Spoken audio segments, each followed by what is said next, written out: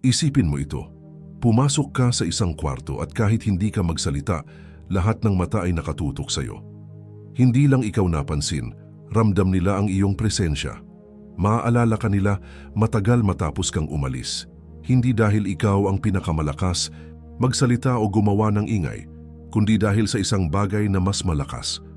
Isang bagay na kakaunti lang ang mga kalalakihan ang nakakamaster, ang katahimikan. Pero hindi.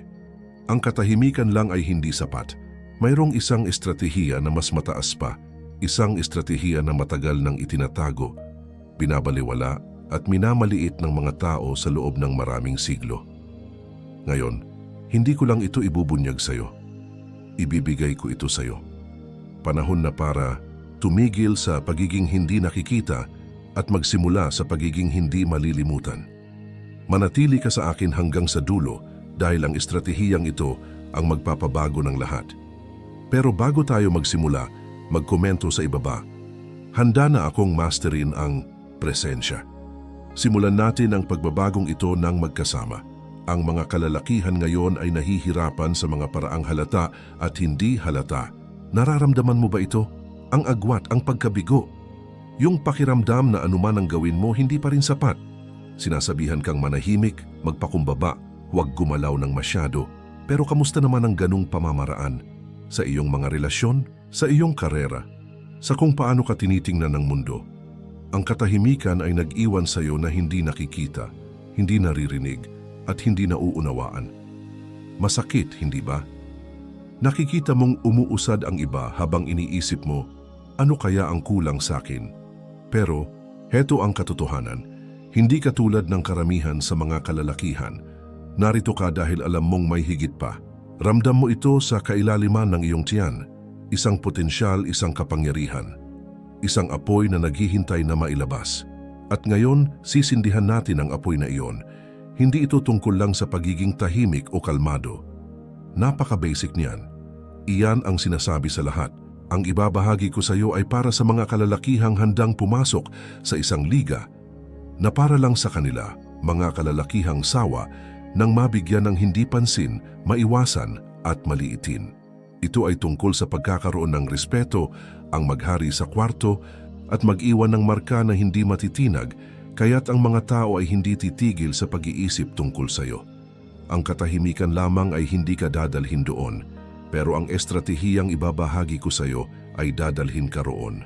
Kaya maghanda ka dahil sa pagtatapos nito, hindi mo lang mauunawaan ang kapangyarihan, kundi magiging embodied mo na ito.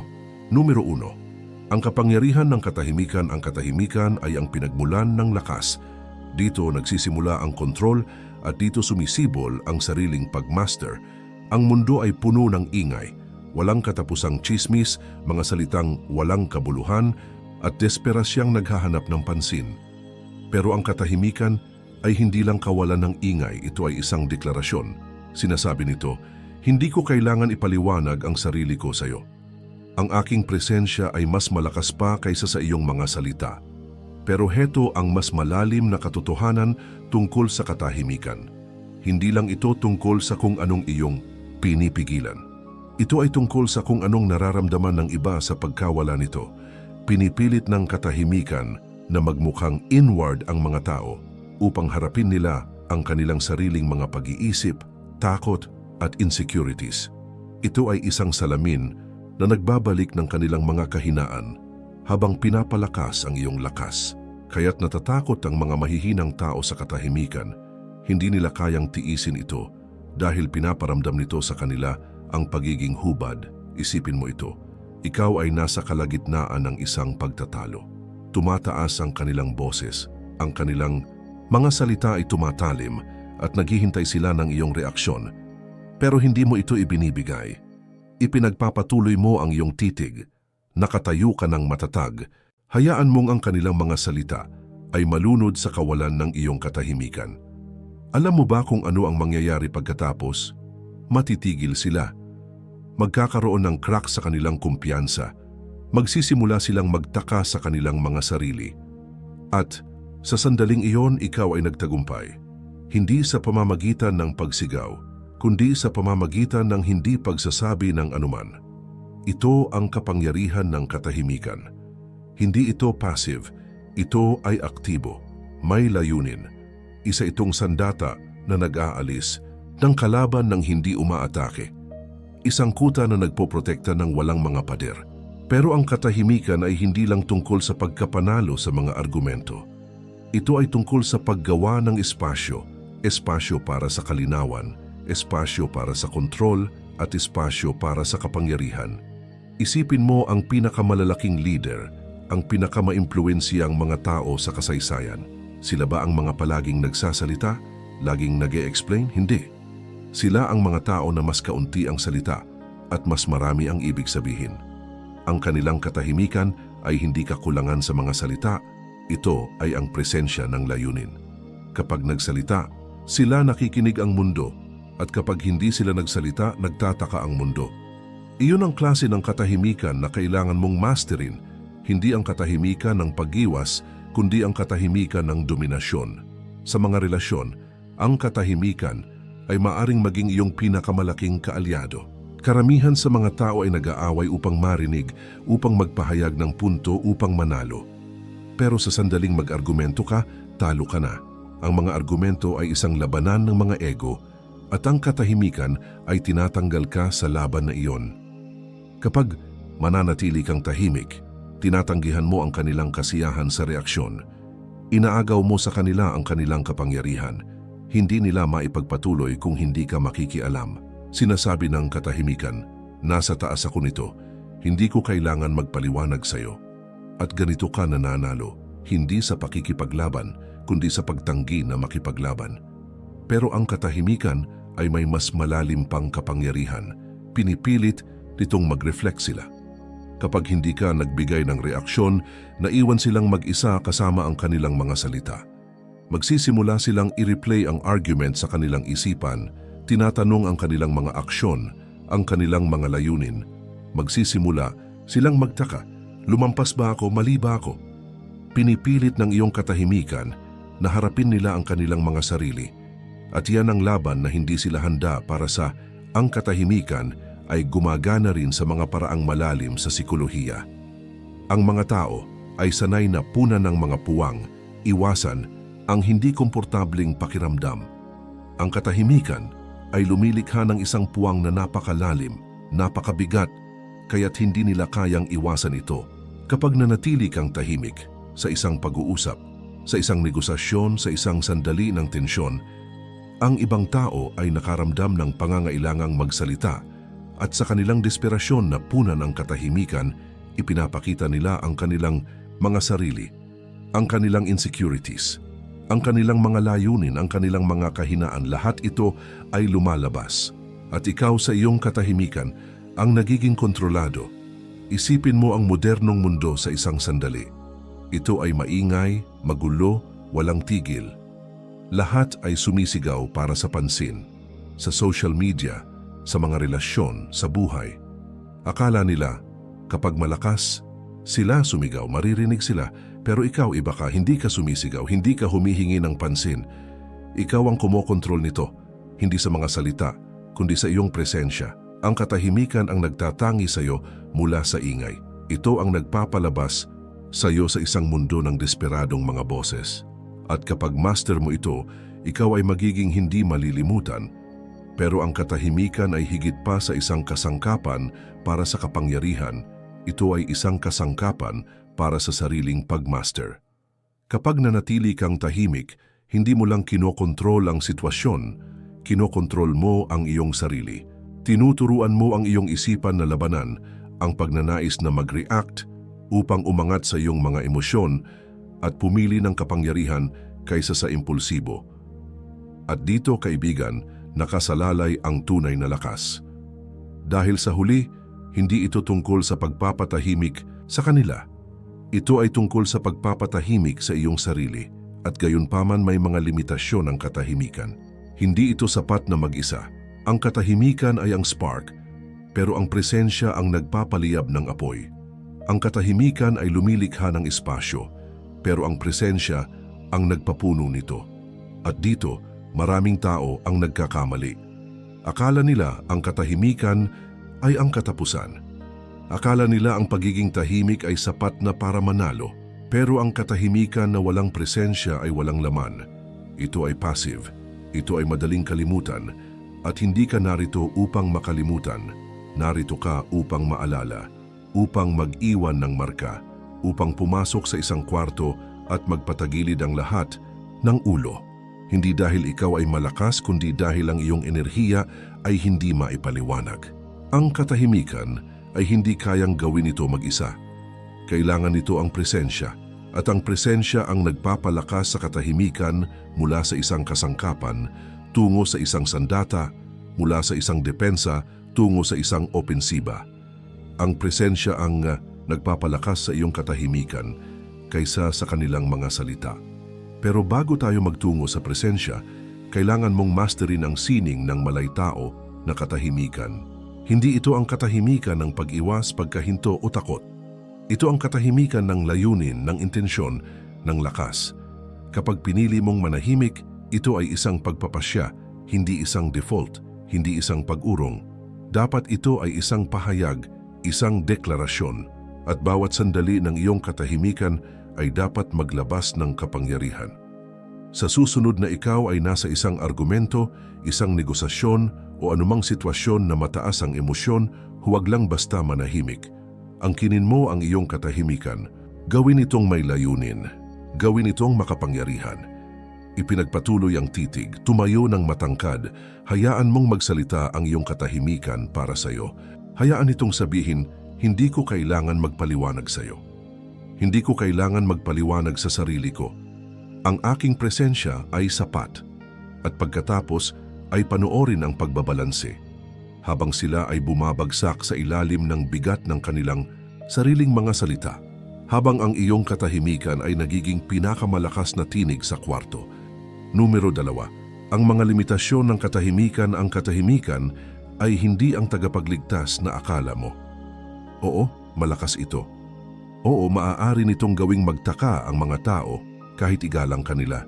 Pero ang katahimikan, kapag hindi naintindihan ng tama, ay maaaring sirain ang lahat ng iyong itinaguyod. Ang mga relasyon ay bumabagsak, ang mga oportunidad ay nawawala, ang respeto ay kumukupas. Lahat dahil ang katahimikan sa sarili nito ay kulang ng isang mahalagang elemento, kalinawan. At aminin na natin, sa mundong ito kadalasan ang katahimikan ay iniisip na kahinaan. Alam mo ito, naranasan mo na ito. Isipin mo ang huling pagkakataon na pinili mong manatiling tahimik. Siguro, sa isang pagtatalo sa isang tao na mahalaga sa iyo. Inisip mong ang katahimikan mo ay magpapagaan ng tensyon na magpapaisip sa kanila ng kanilang mga salita. Pero ano ang nangyari? Inisip nila ito bilang kawalang malasakit. Naramdaman nilang sila ay pinabayaan at nasaktan. Ang katahimikan mo ay hindi nakita bilang lakas. Ito ay nakita bilang isang pader na naglalagay sa kanila sa labas. At ang pader na iyon ay hindi ka pinrotektahan, pinagtibay ka nitong mag-isa. O baka naman nangyari ito sa trabaho. Nanatili kang tahimik sa isang meeting. Iniisip na ang katahimikan mo ay magbibigay sa iyo ng hitsurang composed, misteryoso pa nga. Pero ano ang nangyari? Hindi ka nila pinansin. Inisip nilang wala kang maiaalok. Ang katahimikan mo ay hindi naging dahilan para mag-stand out ka. Ginawa nitong hindi ka makita. At ang hindi pagiging visible ay kamatayan ng impluensya. Sinabi sa iyo na ang katahimikan ay ginto, pero walang nagsasabi tungkol sa madilim nitong bahagi. Ang katahimikan ay nag-iiwan ng sobrang interpretasyon, parang isang blankong canvas, at iguguhit ito ng mga tao gamit ang kanilang mga hinuha. At ang mga hinuha na iyon, kadalasan hindi ito pabor sa iyo. Ang katahimikan ay maaaring ipaliwanag bilang kawalan ng malasakit, kayabangan o takot. Maaari itong lumikha ng distansya kung saan gusto mo ng koneksyon, pagdududa kung saan kailangan mo ng katiyakan. Ang katahimikan sa sarili nito ay hindi kumpleto, at sa kakulangan nito, nagiging sandata na ginagamit laban sa iyo. Isipin mo, ang mga relasyon, ang emosyonal na intimacy, ang uri na nagpaparamdam sa mga tao ng pagiging ligtas, nakikita at pinahahalagahan ay hindi nabubuo sa katahimikan. Nabubuo ito sa presensya at koneksyon. Kapag nanatili kang tahimik sa isang away, iniisip na ito ang mataas na daan, hindi ka nagbubuo ng kapayapaan. Nagmumungkahi ka ng kalituhan. Hindi nila naririnig ang iyong rason o layunin. Ang nararamdaman lang nila ay ang kawalan ng iyong boses. At ang kawalang iyon ay nasasaktan. Itinuturo nito ang mga binhi ng pagkakasala. Ang katahimikan ay maaaring magtapos sa argument, pero hindi nito ginagaling ang sugat. Sa mundo ng propesyon, ang katahimikan ay maaaring magdulot sa iyo ng lahat ng bagay. Ang boardroom, ang mesa ng negosasyon, ang kritikal na pag-uusap sa iyong boss. Hindi ito mga lugar para sa passive na katahimikan. Kapag hindi ka nagsalita, hindi mo pinoprotektahan ang iyong halaga. Itinatago mo ito. At ang mga bagay na itinatago ay kadalasang nakakalimutan. Ang mga oportunidad ay hindi ibinibigay sa mga tahimik. Ibinibigay ito sa mga matapang, sa mga taong pinaparamdam ang kanilang presensya at ipinapahayag ang kanilang mga ideya. Ang katahimikan sa mga sandaling ito ay hindi lakas. Ito ay isang liability. Pero mas deep pa tayo. Ang katahimikan na walang kontrol ay maaaring maging pag-iwas. At ang pag-iwas ay isang pugad ng pagsisisi. Iniiwasan mong harapin ang mga mahihirap na pag-uusap. Ang mga pag-uusap na maaaring magligtas ng isang relasyon, magligtas ng isang pagkakaibigan, o magtakda ng mga hangganan sa trabaho. Iniiwasan mong ipahayag ang iyong pangangailangan, ang iyong mga hangarin, ang iyong katotohanan dahil kumakapit ka sa ilusyon na ang katahimikan ay magpoprotekta sa iyo. Pero totoo ba ito? O ang ginagawa mo lang ay ipinagpapaliban ang hindi maiiwasan, na iniisip na lang ay maghaharap ka sa mga resulta ng mga hindi mo sinabi? Narito ang matinding katotohanan. Ang katahimikan na walang aksyon ay passivity. At ang passivity ay kabaligtaran ng kapangyarihan. Ang kapangyarihan ay hindi nasa kung anong iyong itinatago, nasa kung anong iyong ipinapakita. Kapag umaasa ka lang sa katahimikan, nagsusugal ka ng iyong impluwensya. Iniwan mo itong sa pagkakataon, umaasa na maiintindihan nila ang katahimikan mo nang ayon sa gusto mo. Pero hindi nagbabasa ng isip ang mga tao, nagbabasa sila ng mga aksyon. At ang katahimikan, kaibigan, ay hindi aksyon. Ito ay isang puwang. Baka iniisip mong ang katahimikan ay ginagawang misteryoso ka at sa ilang mga pagkakataon, totoo nga. Pero ang misteryo ng walang laman ay nagiging nakakainis, nakakabigo. Isipin mo ang pagkikita ng isang tao na bihirang magsalita, iniisip na ang katahimikan nila ay naglalaman ng malalim. Hindi pa nahuhukay na karunungan. Pero habang lumilipas ang panahon, nare-realize mong walang laman sa ilalim. Hindi sila malalim, walang laman sila. Ang kanilang katahimikan ay hindi intentional. Ito ay isang kakulangan ng halaga na maiaalok. Gusto mo bang makita ka sa ganitong paraan? Gusto mo bang ang katahimikan mo ay ituring na walang laman? Dahil iyon ang panganib na tinitiyak mo kapag ang katahimikan lang ang iyong inaasahan. May isa pang panganib sa katahimikan. Isang panganib na mas malupit pa. Ang katahimikan ay maaaring gawing bilanggo ka ng iyong sariling mga pag-iisip. Kapag hindi ka nagpapahayag ng iyong sarili, ang iyong mga emosyon ay hindi nawawala, lumalala sila. Ang galit na iyong pinipigilan, ang sakit na iyong iniiwasan, ang mga iniisip mong nakatago, lumulaki ang mga ito. At habang lumalaki, kinokonsumo nila ang iyong pagkatao. Ang katahimikan ay nagiging isang kulungan. Ikinukulong ka sa isang siklo ng mga hindi nare-resolbang emosyon at mga hindi nasabing katotohanan. Ipinaglalayo ka nito, hindi lang mula sa ibang tao kundi pati na rin mula sa iyong sarili. Ngayon isipin mo ang mga sandali sa buhay mo kung saan naramdaman mong buhay na buhay ka, konektado at may kapangyarihan. Ang mga sandaling iyon ba ay mga sandali ng katahimikan o mga sandaling ng aksyon? Mga sandali nang nagsalita ka ng iyong katotohanan, nang tumayo ka sa iyong pinaninindigan, nang ipinakita mo ang iyong presensya na hindi matitinag. Ang mga sandaling iyon ay hindi ipinanganak mula sa katahimikan. Ang mga iyon ay ipinanganak mula sa kalinawan, layunin at pagpapahayag. Pero huwag mong ipaliwanag ng mali. Ipinapahayag ko na walang halaga ang katahimikan. May halaga ito. Ang katahimikan ay maaring shield, isang pagpos, isang kasangkapan para sa pagmumuni. Pero hindi ito ang sagot. Ang katahimikan na mag-isa ay hindi kumpleto. Kailangan nitong maging kasangga ng isang bagay na higit pa, isang bagay na magpapalakas dito mula sa isang puwang tungo sa isang puwersa, at ang bagay na iyon ay presensya. Ang presensya ang nagpapuno ng mga puwang na iniwan ng katahimikan. Ang presensya ang nagbibigay kahulugan sa iyong mga tahimik na sandali na ginagawang may layunin ito imbes na passive. Ang presensya ay nagpapalakas sa katahimikan at ginagawang pahayag, hindi omisyon. Ang presensya ay ang tulay sa pagitan ng iyong itinatago at iyong ipinapakita. At ang tulay na iyon ang magpapagawa sa iyo ng hindi malilimutan. Kaya oo, malakas ang katahimikan. Pero ang kapangyarihan nito ay may limitasyon. Maari nitong simulan ng pag-uusap, pero hindi nito kayang dalhin ito. Maari nitong lumikha ng espasyo, pero hindi nito kayang punan ito.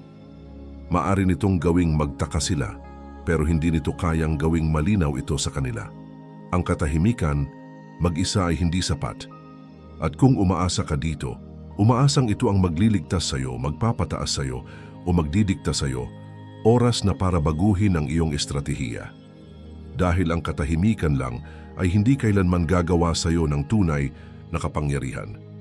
Pero kapag pinagsama mo ito ng presensya, diyan ka magiging hindi mapipigilan. Numero 3, ang estratehiya na mas mabuti. Pakaysa katahimikan, ang presensya ay ang ebolusyon ng katahimikan. Ito ang nais maging katahimikan, ngunit hindi kayang makamtan ng mag-isa. Binubuksan ng katahimikan ang pinto, pero ang presensya ang dumadaan dito, kumokontrol at nagmamay-ari ng silid. Ang presensya ay hindi tungkol sa pagpuno ng hangin ng ingay o salita. Ito ay tungkol sa pagpuno ng espasyo ng hindi matitinag na enerhiya. Ito ay tungkol sa pagpaparamdam sa mga tao ng iyong presensya ng hindi kinakailangang magsalita. Kapag master mo ang presensya, hindi ka lang nakikilahok sa mundo. Pinamumunuan mo ito. Ang presensya ay nagsisimula sa layunin. Karamihan sa mga tao ay lumulutang lang sa buhay, nagre-react sa kung anuman ang dumating sa kanilang daraanan. Hinahayaan nila ang mga emosyon na magdikta ng kanilang mga aksyon. Ang insecurities ay mag-control sa kanilang mga desisyon at ang takot ay humahatak sa kanila. Pero ang presensya ay nangangailangan ng kabaligtaran. Ang presensya ay tungkol sa pagkilos ng may layunin. Ito ay tungkol sa pagpasok sa bawat silid, bawat pakikipag-ugnayan, bawat pag-uusap ng may kalinawan kung sino ka, kung anong gusto mo at kung anong epekto ang nais mong iwan sa kanila. Sa mga relasyon, binabago ng presensya ang lahat. Isipin mo ang mga tao na talagang nakaka-capture ng iyong atensyon. Ang kanilang mga salita ba ang nanatili sa iyo o ang kanilang enerhiya, ang kanilang kakayahang gawin kang maramdaman, makita at pahalagahan. Ang presensya ang nagpapaging hindi malilimutan ng isang tao. Ito ang paraan ng kanilang pagtitig sa iyo. Hindi lang simpleng pagtungo kundi tunay na nakikita ka. Ito ang paraan ng kanilang pakikinig. Hindi lang naghihintay na magsalita, kundi inuunawang mabuti ang iyong mga salita na parang wala ng ibang bagay na mahalaga. At kapag ikaw ay nagiging presensya, ikaw na ang taong iyon. Ang hindi nila kayang kalimutan ang nagbabago sa paraan ng kanilang pagtingin sa mundo. Pero ang presensya ay hindi lang tungkol sa mga relasyon. Ito ay tungkol sa kung paano ka nagtatanghal sa bawat aspeto ng iyong buhay. Sa trabaho, ang presensya ang nagbubukod sa mga leader mula sa mga tagasunod. Hindi ito tungkol sa pagkakaroon ng pinakamalakas na boses o ang pinakamalupit na opinyon. Ito ay tungkol sa pagiging may-ari ng iyong espasyo, pagkakaroon ng respeto at pag-iwan ng marka. Kapag nagsalita ka, may bigat ang iyong mga salita dahil ito ay sinusuportahan ng tiwala at paninindigan. At kapag hindi ka nagsalita, ang iyong katahimikan ay may parehong lakas dahil ito ay may layunin. Pinapalitan ng presensya ang bawat sandali ng pagkakataon para mag-impluwensya, magmunuhay mag-inspire. Pero para maging practical tayo, paano mo nga ba bubuuin ang presensya? Nagsisimula ito sa iyong katawan. Ang katawan mo ang unang napapansin ng mga tao, ang unang hinuhusgahan. Ang presensya ay nagsisimula sa postura. Tumayo ng tuwid, balikat, paharap, dibdib bukas. Ang postura mo ay nagsasabi sa mundo, ako'y naririto, hindi ako natatakot. Ang mahihinang postura ay sumisigaw ng insecurities. Ang malakas na postura ay naglalabas ng tiwala sa sarili. Pagkatapos ay ang iyong mga galaw, kumilos ng may layunin. Bawat hakbang, bawat galaw ay may kahulugan. Iwasan ang mag-alala, iwasan ang pag-aalangan. Ang iyong mga galaw ay dapat magsabi ng ako ang may kontrol. Susunod ay ang pagtitig sa mata. Ang mga mata ang pinakamakapangyarihang kasangkapan ng presensya. Kapag tinitigan mo ang isang tao sa mata, sinasabi mo sa kanila, nakikita kita, narito ako, kasama mo. Pero ang pagtitig ay hindi lang tungkol sa pagtingin, ito ay tungkol sa koneksyon. Huwag lang magtitig ng walang kabuluhan, makipag-ugnayan. Gamitin ang iyong mga mata upang ipahayag kung anong nararamdaman mo, kung anong iniisip mo, kung anong nais mong iparating sa kanila. Maraming tao ang iniiwasan ng pagtitig dahil sa takot. Takot na makita, takot na mahatulan. Pero ang pag-iwas sa pagtitig ay pinakamabilis na paraan upang mawalan ng kapangyarihan. Kapag nag-lock ng mata sa isang tao, kinokontrol mo ang sandali. Pero ang presensya ay hindi lang pisikal. Ito ay emosyonal. Ito ay mental. Ang presensya ay tungkol sa pagiging ganap sa bawat sandali. Karamihan sa mga tao ay abala, iniisip ang susunod na sasabihin, ang mga bagay na kailangan gawin mamaya, o kung anong dapat nilang ginawa noong nakaraan. Pero kapag ikaw ay abala, hindi ka naroroon, at kapag hindi ka naroroon, nararamdaman nila iyon. Ang presensya ay nangangahulugang isara ang ingay sa iyong ulo at ituon ang buong pansin sa tao sa harap mo, sa sitwasyon sa harap mo. Nangangahulugan ito ng pagbibigay ng iyong walang katapusang atensyon. Dahil kapag ibinigay mo ang buong atensyon mo, pinaparamdam mo sa kanila na sila ay mahalaga. At kapag nararamdaman ng mga tao na sila ay mahalaga, hindi ka nila kayang baliwalain. Ang presensya ay tungkol din sa enerhiya. Ang iyong enerhiya ay nakakahawa. Kung ikaw ay nerbyoso, mararamdaman nila ito. Kung ikaw ay tiwala, mararamdaman din nila ito. Pero ang enerhiya ay hindi lang tungkol sa emosyon, ito ay tungkol sa kontrol. Ito ay tungkol sa pamamahala ng iyong panloob na estado, anuman ang nangyayari sa iyong paligid. Kapag ang mga bagay ay nagiging tensyonado, karamihan sa mga tao ay nawawalan ng kontrol. Ang kanilang boses ay nanginginig, ang kanilang mga kamay ay nanginginig, ang kanilang mga iniisip ay nagkakalat. Pero ang presensya ay nangangahulugang manatiling kalmado, composed at focused kahit sa kaguluhan. Nangangahulugan ito ng pagbabalik ng isang pakiramdam ng katatagan na nagpaparamdam sa iba ng kaligtasan, pati na rin ng inspirasyon. At narito ang sikreto sa paggawa ng iyong presensya na hindi malilimutan, mag-iwan ng marka. Ang presensya ay hindi lang tungkol sa sandali. Ito ay tungkol sa mga impresyon na naiwan pagkatapos ng sandali. Ito ang paraan ng paggawa sa kanila ng pakiramdam. Matagal matapos mong umalis. Upang magawa ito, kailangan mong bigyan sila ng isang bagay na kanilang maalala.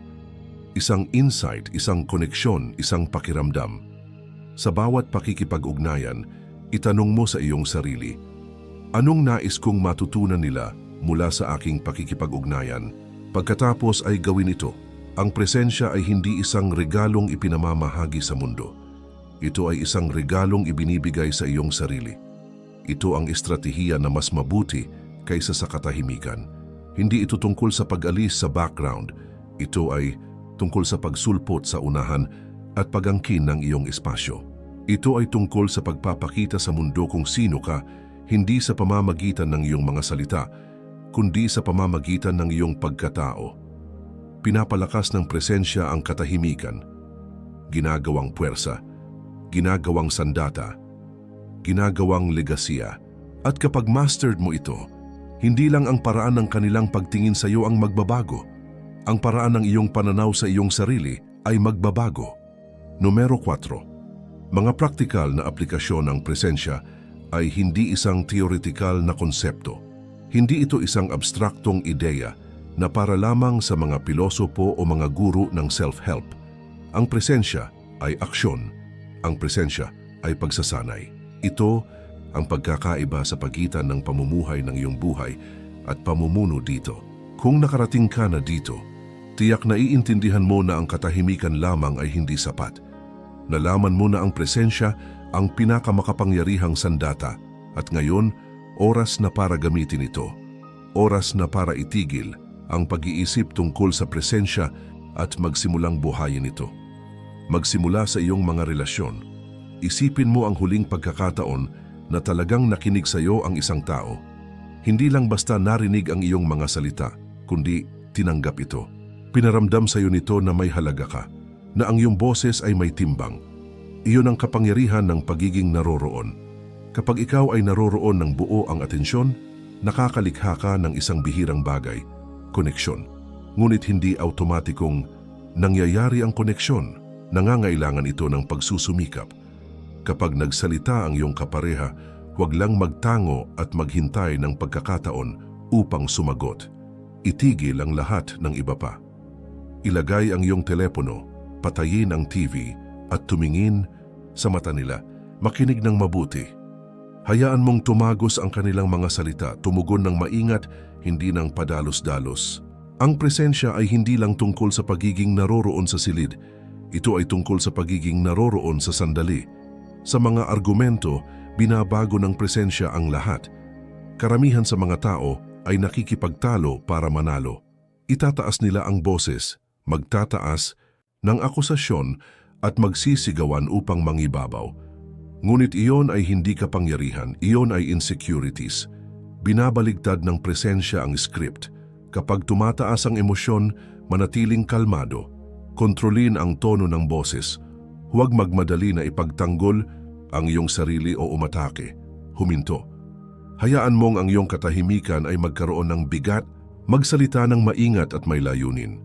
Mapapansin mo na ang iyong kalmado ay nag-aalis ng kanilang depensa. Ang iyong composure ay nagbabago ng dinamika. Hindi na kayo nasa isang awayan. Ikaw na ang nagiging tagapanguna ng usapan. At kapag ikaw ay nag-lead, ikaw ay nagwawagi hindi sa pamamagitan ng pangingibabaw, kundi sa pamamagitan ng paggabay. Ang presensya ay hindi lang tungkol sa paglutas ng mga alitan. Ito ay nagpapalalim ng intimacy. Sa mga masasayang sandali, maging ganap na naroroon. Ipagdiwang ang tagumpay ng iba. Makisaya sa kanilang tawanan. Ipakita ang iyong suporta.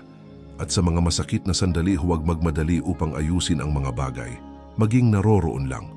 I-hold ang espasyo para sa kanilang emosyon. Hayaan silang maramdaman ang kaligtasan. Kapag ang isang tao ay nararamdamang tunay na nakikita at pinahahalagahan, hindi nila ito malilimutan at hindi nila nais na mawala ka. Ngunit ang presensya ay hindi lang tungkol sa mga personal na relasyon. Ito ay isang makapangyarihang asset sa iyong karera.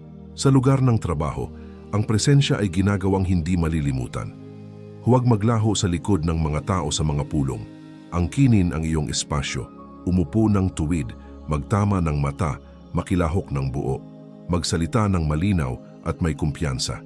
At kapag ikaw ay tahimik, hayaan mong magsalita ang iyong katahimikan ng kasing lakas. Karamihan sa mga tao ay nagsasalita ng sobra, umaasang ipakita ang kanilang halaga. Ngunit habang lalo kang nagsasalita, mas kaunti ang nakikinig sa iyo. Ang presensya ay hindi tungkol sa pagsasalita ng marami. Ito ay tungkol sa pagsasalita ng kaunti ngunit may mas malaking epekto. Sa mga negosasyon, ang presensya ay iyong lihim na sandata. Habang ang iba ay nagmamadali upang magsalita at magdumina, ikaw ay nananatiling composed. Hayaan mong ang kanilang mga salita ang magbukas ng kanilang mga intensyon, kanilang mga takot. Kapag ikaw ay nagsalita, ang iyong mga salita ay sinusukat at stratehiko. Hindi mo kailangan pang mangibabaw. Ang iyong kalmado at composed na presensya ay nagpaparamdam sa kanila na parang sila ay natalo na. Iyon ang tunay na impluwensya. Ang presensya ay nakakaapekto rin sa kung paano ka nagpapakita para sa iyong sarili. Isipin mo kung gaano karaming oras ang nasayang mo sa paulit-ulit na pag-iisip sa nakaraan o takot sa hinaharap. Bawat sandali na hindi ka naroroon sa kasalukuyan ay isang sandali ng iyong buhay na nawawala.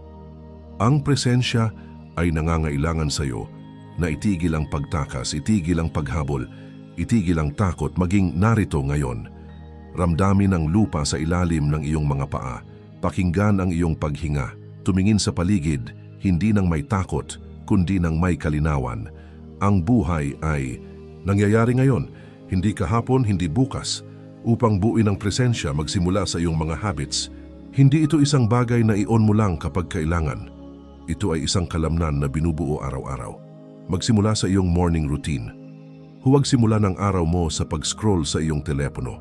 Sa halip, maglaan ng ilang minuto upang itakda ang iyong layunin. Tanungin ang iyong sarili, anong klaseng presensya ang nais kong ipakita sa mundo ngayon?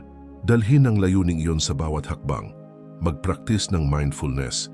Kapag kumakain, namnamin ang iyong pagkain. Kapag nagtatrabaho, ituon ang atensyon sa isang gawain. Ang multitasking ay sumisira sa presensya. Ibinabagsak nito ang iyong enerhiya at binabawasan ang epekto ng iyong ginagawa. Ang presensya ay tungkol sa paggawa ng kaunti, ngunit mas mabuti ito. Ibigay ang 100% sa anumang ginagawa mo, sa sino mang kasama mo, saan man naroroon ka. Ang iyong kapaligiran ay nakakaapekto rin sa iyong presensya. Lumikha ng isang espasyo na sumusuporta sa iyong focus at kalinawan. Alisin ang kalat. Tanggalin ang mga abala. Paligiran ang iyong sarili ng mga bagay na nakaka-inspire at nagagra-ground sa iyo.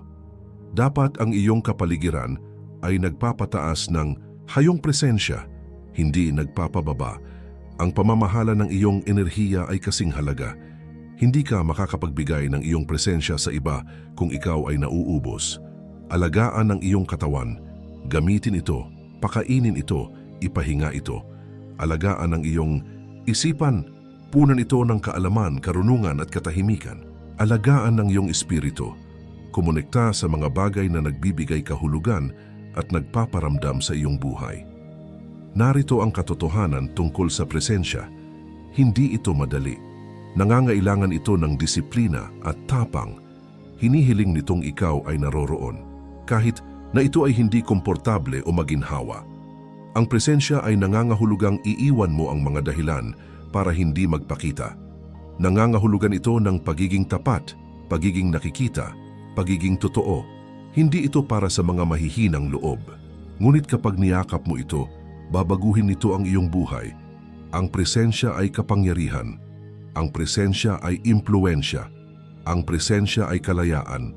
Kapag namuhay ka ng may presensya, titigil ka na sa pagiging biktima ng iyong nakaraan, iyong takot o iyong mga kalagayan. Magiging ikaw ang may akda ng iyong sariling kwento. Titigil ka na sa paghihintay na mapansin at magsisimula kang gawing hindi malilimutan ang iyong sarili. Kapag master mo ang presensya, hindi lang ang iyong buhay ang magbabago. Magbabago ang buhay ng lahat ng iyong makakasalubong. Ikaw na ang taong magbibigay inspirasyon, magpapalakas at mangunguna. Ikaw na ang taong hinahanap nila sa gitna ng kaguluhan. Ang isa na kanilang maalala, ang isa na hindi nila kayang palitan. Ito ang praktikal na realidad ng presensya. Hindi lang ito isang ideya. Ito ay isang paraan ng pamumuhay, isang paraan ng pamumuno, isang paraan ng pagiging. Ang presensya ay ang pinakamahalagang regalong maibibigay mo para sa mundo at para sa iyong sarili. Kaya huwag maghintay. Magsimula na ngayon, ibuo ang iyong presensya, ang kininang iyong espasyo, baguhin ang iyong buhay. Ang presensya ay lumilikha ng impluwensiya na tatagal. Ginagawa kang hindi malilimutan. Binabago nito ang lahat, ang iyong mga relasyon, iyong karera, iyong hinaharap. Ngunit ang presensya ay nangangailangan ng aksyon. At ang aksyon ay nagsisimula ngayon.